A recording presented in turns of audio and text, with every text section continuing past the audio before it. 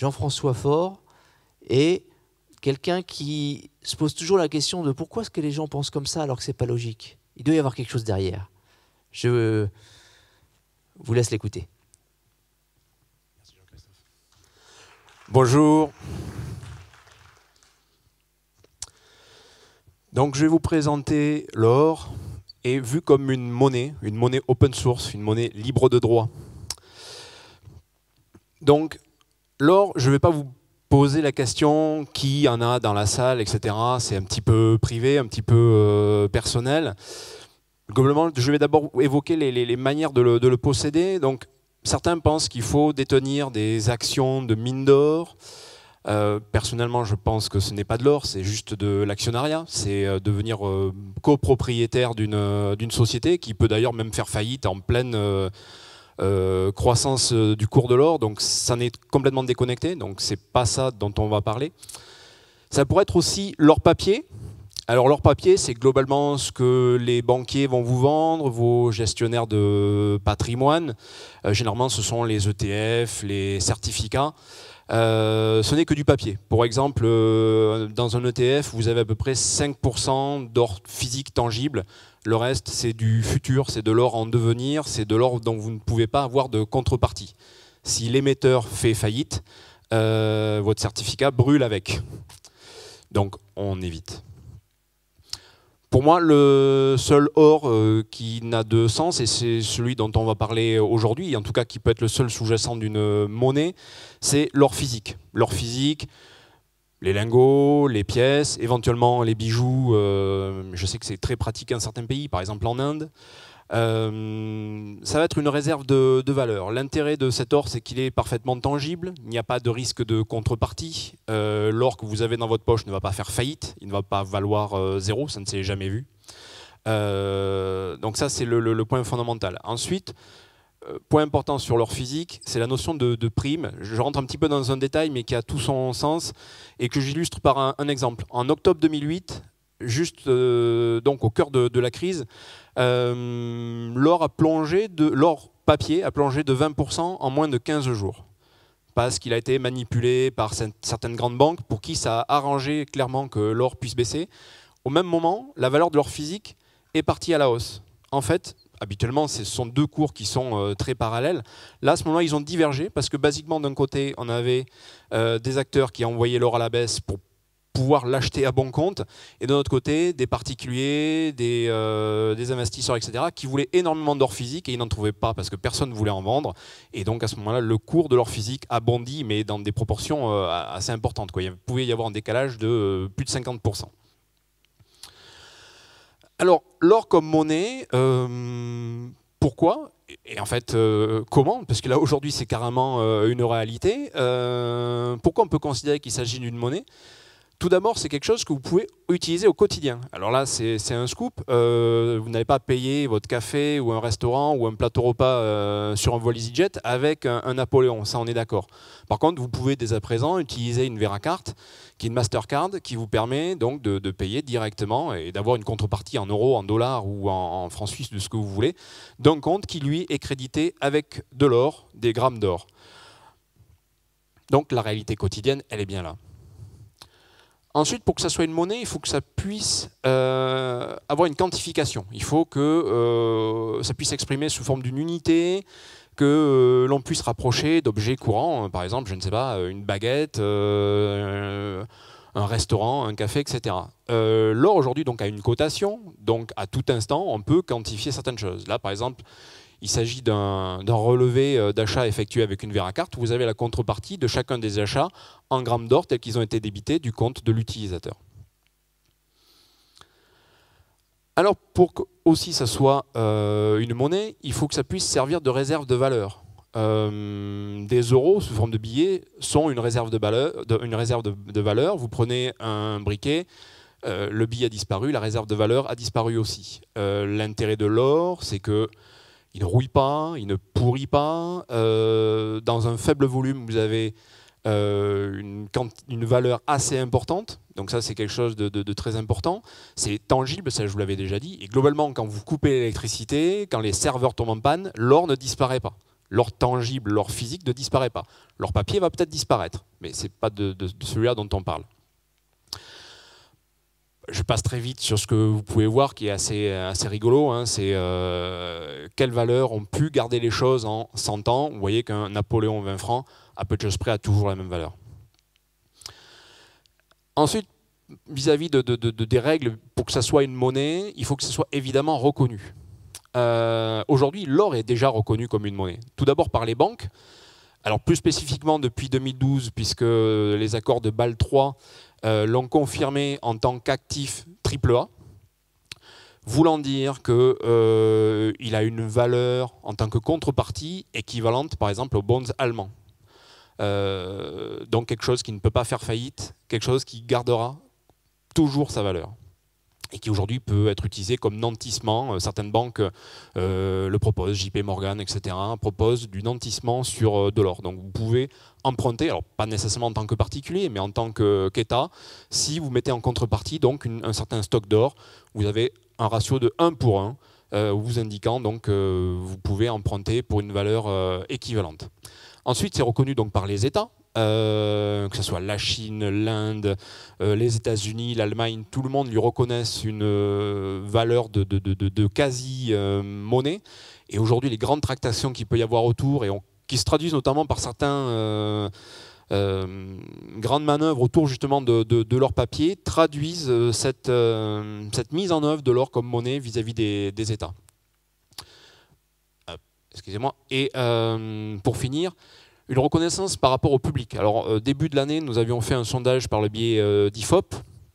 Et chose très intéressante, 40% des 1000 Français qui avaient été interrogés considéraient que l'or pourrait être une meilleure monnaie que le dollar ou l'euro. Ce qui en soit déjà assez drôle. Mais ce qui est encore plus drôle, c'est que 30% considèrent que c'est la monnaie qui leur manque. Alors ce n'est peut-être que 30%, mais je trouve que c'est un chiffre qui est déjà assez énorme par rapport à des gens qui, lorsqu'ils ont été interrogés, n'étaient pas nécessairement préparés. Alors, ce ne sont pas nos clients, ce sont monsieur tout le monde. Alors, pourquoi open source? Parce que je considère que l'or est une valeur qui est déconnectée de la notion de culture, d'État. Ce n'est pas manipulé par un pays quelconque ou par une religion. Voilà, ça existe en tant que valeur ou contre-valeur depuis plus de 6000 ans. Pour en revenir sur l'image de la vache dont on parlait tout à l'heure dans une précédente intervention, il y a 6000 ans, une vache c'était une once, aujourd'hui c'est à peu de choses près une once aussi. Donc c'est quelque chose d'assez drôle, mais qui est assez illustrant de la valeur de l'or en tant que monnaie, son caractère universel et sa capacité à stocker la valeur. Ensuite, toujours open source parce que libre d'utilisation et qui ne peut difficilement être contrainte parce que l'or on l'utilise partout, que ce soit, et c'est le cas à plus de 50% dans l'industrie, les connecteurs, l'informatique, le spatial, le médical, comme bijou évidemment. Et même vous pouvez en consommer, vous pouvez vous en retrouver dans du champagne, sur des gâteaux, sur les dorures de bâtiments, voilà. Et au-delà de l'usage pour de l'investissement, etc., que j'ai cité précédemment. Donc un pays ne pourrait pas s'approprier tout l'or du monde, il y en a 170 000 tonnes, c'est l'équivalent d'un cube qui rentrerait quasiment dans ce bâtiment. Finalement, il n'y en a pas plus. Mais c'est tellement dispersé dans des usages divers et variés qu'un pays ne peut pas se l'approprier, c'est impossible. Ensuite, il n'y a pas de risque de contrepartie sur l'or. Comme je l'expliquais, donc c'est un actif physique, tangible. Voilà, ça va conserver sa valeur, quel que soit le contexte. Partant du précepte que l'or a une valeur constante depuis 100 ans, c'est ce que je vous ai montré tout à l'heure par l'image autour du vélo.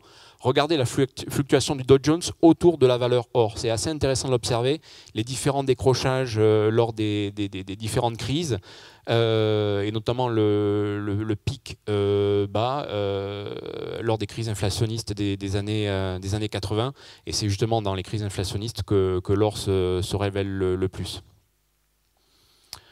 Et enfin, un contrôle difficile par les États. Donc certains États ont tenté, par exemple les États-Unis, entre les années 30 et les années 70, ils ont interdit la possession d'or d'investissement par les épargnants américains. Ça ne les a pas empêchés d'en détenir. Les Allemands ont interdit le commerce de l'or en France pendant l'occupation. Ça n'a pas empêché les Français de survivre grâce à l'or. Aujourd'hui, en Argentine, il est impossible d'acheter ou de vendre de l'or. Ça n'empêche pas les Argentins de passer dans le pays voisin pour aller en acheter et au passage acheter quelques dollars, puisque pour eux, ce sont des valeurs aussi bonnes l'une que l'autre, même si personnellement, je pense que le dollar a peut-être vécu. Donc voilà, très difficile pour les États de contrôler ça, au même titre qu'il est difficile pour Microsoft de contrôler Linux, pour le rapprochement avec l'open source. Et alors ça change quoi d'avoir l'or en tant que monnaie? Basiquement, déjà pour illustrer avec un événement récent, ça permettrait d'éviter de se faire chiffrer vos économies. Donc là, je rappelle l'événement de Chypre. Donc on était en avril. Sur un week-end, on vous annonce que les économies que vous détenez, vous en aurez 10% en moins le week-end passé. Il n'y a pas eu de préavis, personne n'était averti. C'était Chypre il y a quelques mois, ça pourrait être la France à la fin de cette semaine. Il n'y a pas de préavis, on ne le sait pas. Donc, c'est juste pour expliquer qu'on n'est pas nécessairement dans un monde qui est très simple. On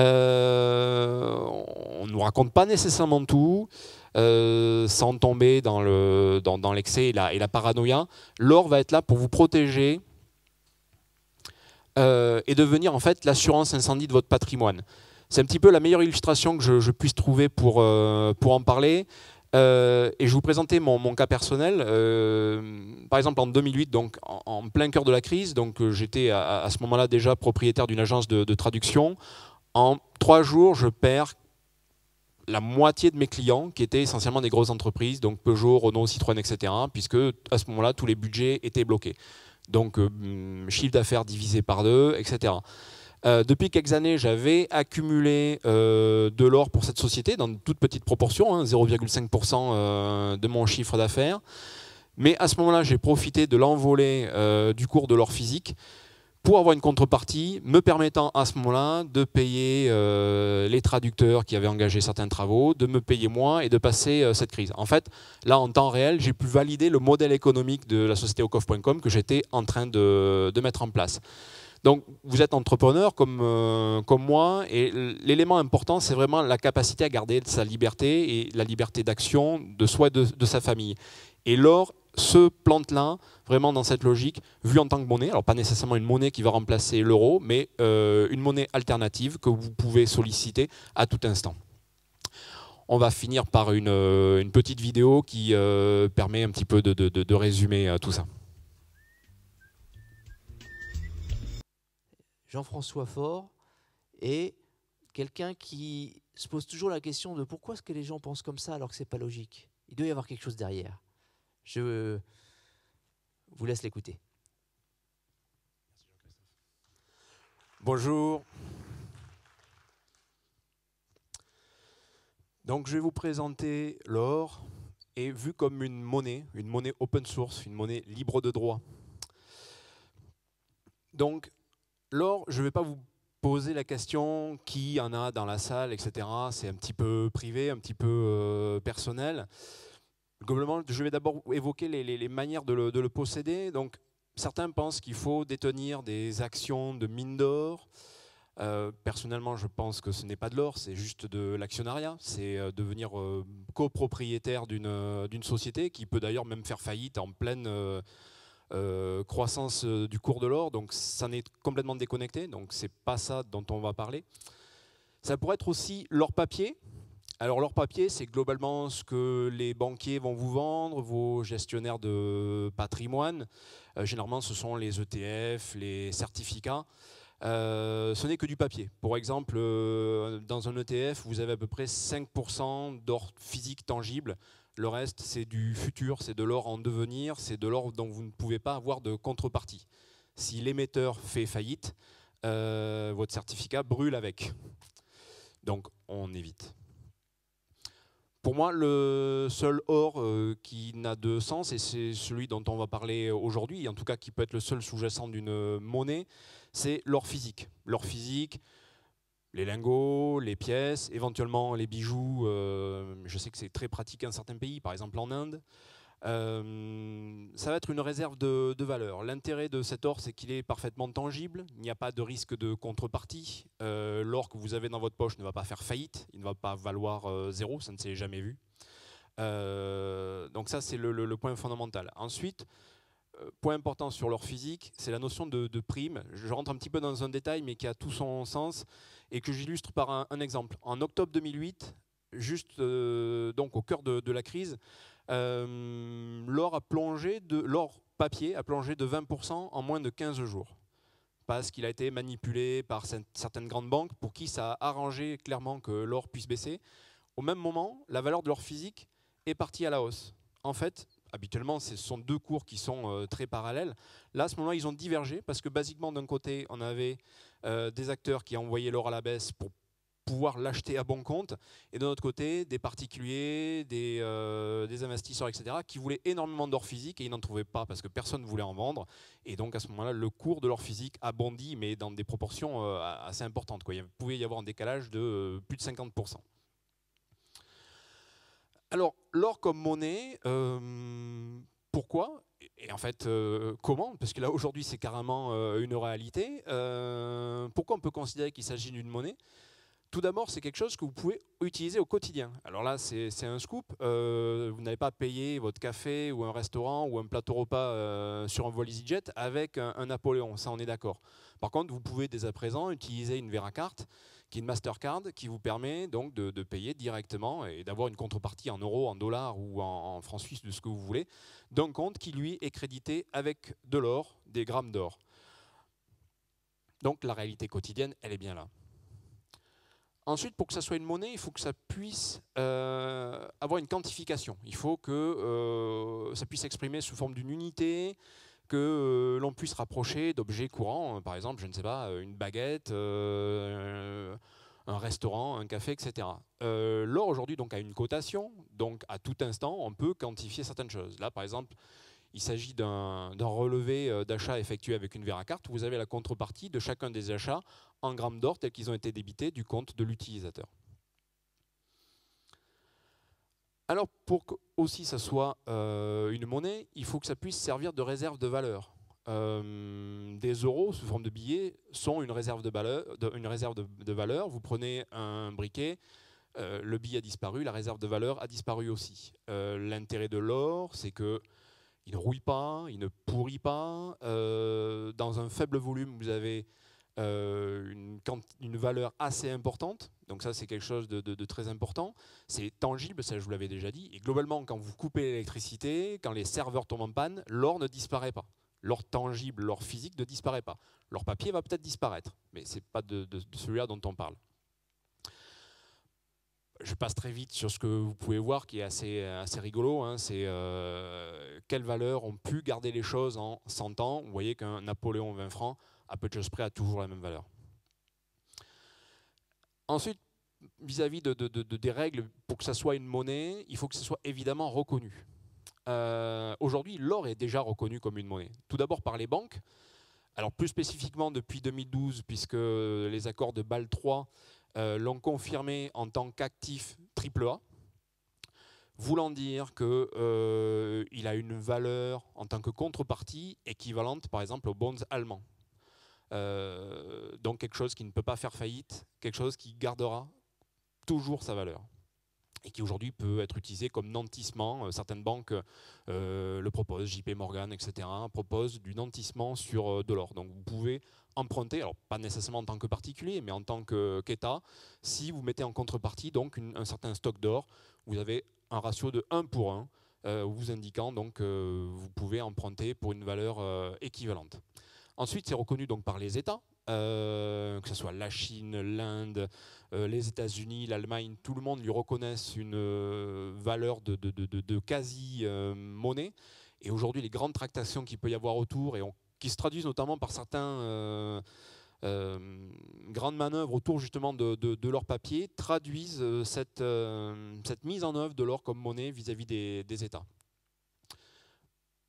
Excusez-moi. Et pour finir, une reconnaissance par rapport au public. Alors, début de l'année, nous avions fait un sondage par le biais d'IFOP. Et chose très intéressante, 40% des 1000 Français qui avaient été interrogés considéraient que l'or pourrait être une meilleure monnaie que le dollar ou l'euro. Ce qui en soi est déjà assez drôle. Mais ce qui est encore plus drôle, c'est que 30% considèrent que c'est la monnaie qui leur manque. Alors ce n'est peut-être que 30%, mais je trouve que c'est un chiffre qui est déjà assez énorme par rapport à des gens qui, lorsqu'ils ont été interrogés, n'étaient pas nécessairement préparés. Alors, ce ne sont pas nos clients, ce sont monsieur tout le monde.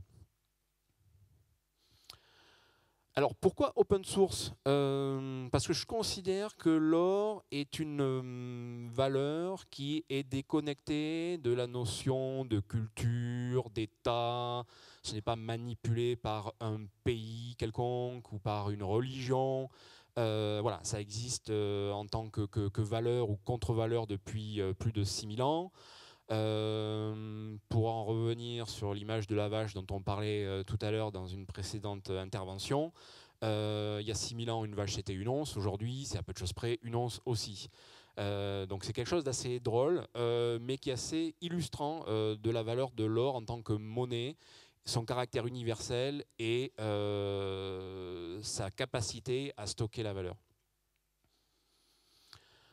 Ensuite, toujours open source parce que libre d'utilisation et qui ne peut difficilement être contrainte parce que l'or on l'utilise partout, que ce soit, et c'est le cas à plus de 50% dans l'industrie, les connecteurs, l'informatique, le spatial, le médical, comme bijou évidemment.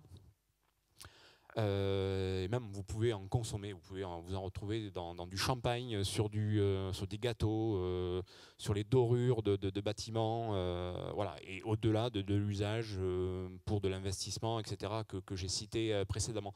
Donc un pays ne pourrait pas s'approprier tout l'or du monde, il y en a 170 000 tonnes, c'est l'équivalent d'un cube qui rentrerait quasiment dans ce bâtiment. Finalement, il n'y en a pas plus. Mais c'est tellement dispersé dans des usages divers et variés qu'un pays ne peut pas se l'approprier, c'est impossible.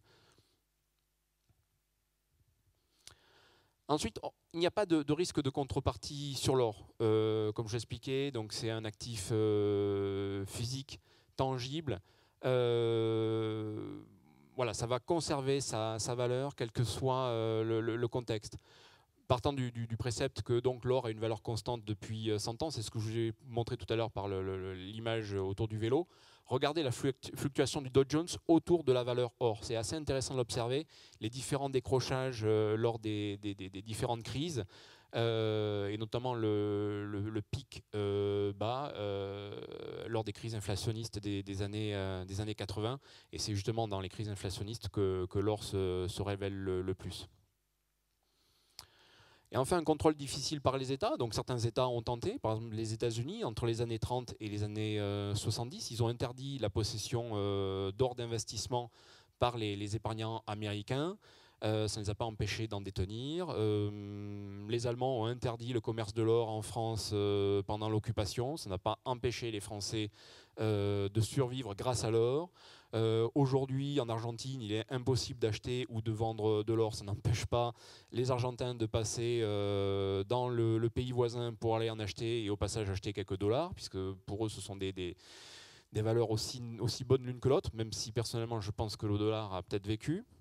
Donc voilà, très difficile pour les États de contrôler ça, au même titre qu'il est difficile pour Microsoft de contrôler Linux, pour le rapprochement avec l'open source.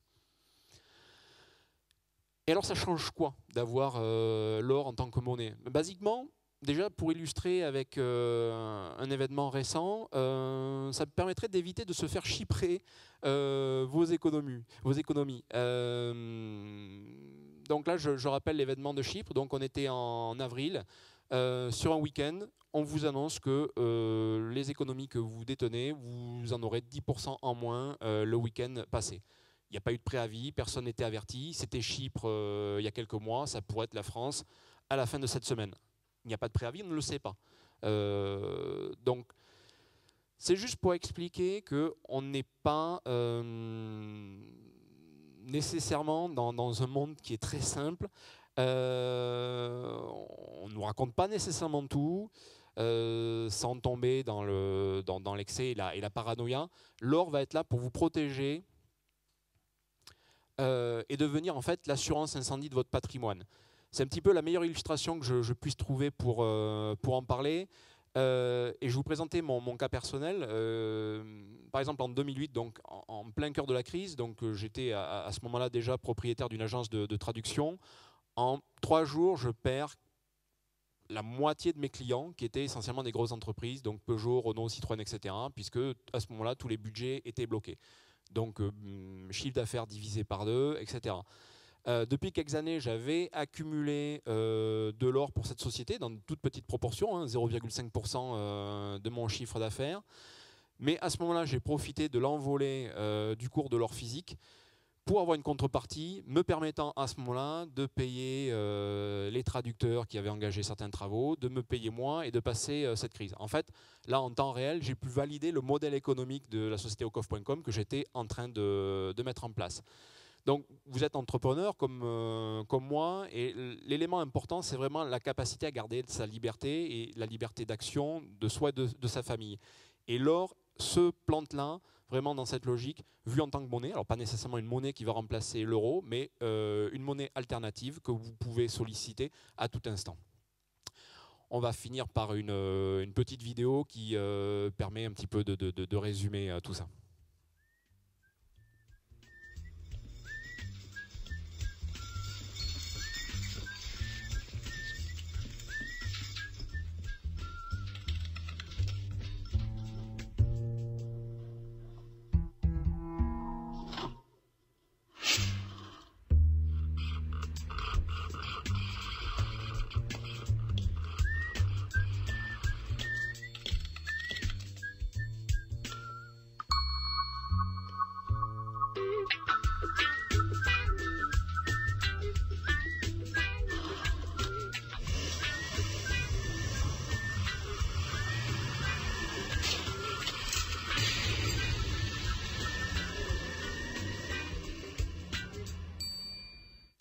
Voilà, je répondrai à vos questions lors de la pause si vous le souhaitez.